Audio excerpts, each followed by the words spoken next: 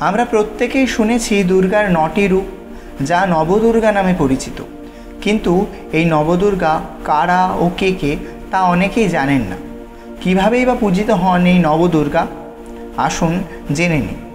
দুর্গাপুজোর সময় আমরা দেখেছি কলাবতী স্নান করে মণ্ডপে আনা হয়। এই কলাবতীর আসল নাম নবপত্রিকা।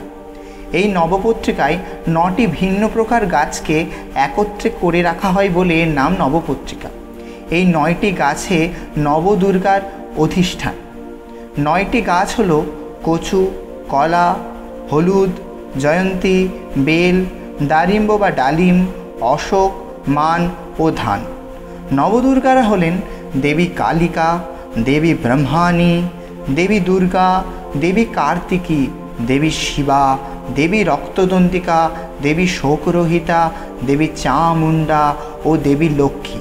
আসুন জেনে নিই কোন দেবী কোন গাছে অবস্থান করেন। কচু গাছে অবস্থান করেন দেবী কালিকা। রম্ভা বা কলা গাছে অবস্থান করেন দেবী ব্রহ্মাণী।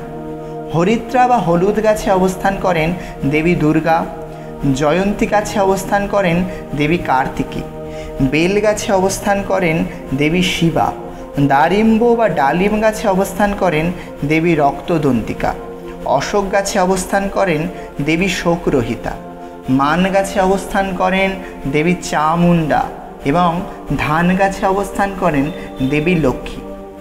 দুর্গা পূজাকালে এই ৯টি গাছকে একত্রে শ্বেত অপরাজিতা দ্বারা বেঁধে সুসজ্জিত করে নবপত্রিকা রূপে পুজো করা হয়।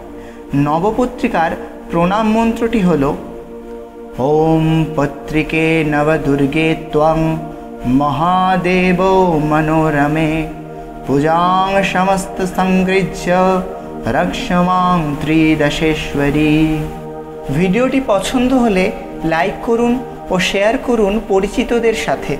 দুর্গাপুজোর আগেই আপনাদের জন্য আমাদের চ্যানেলে থাকছে দেবী দুর্গা বিষয়ক বিভিন্ন ভিডিও এবং চণ্ডীপাঠ। তাই সাবস্ক্রাইব করে রাখুন আমাদের চ্যানেলটিকে এবং কমেন্ট বক্সে লিখে যান জয় মা দুর্গা।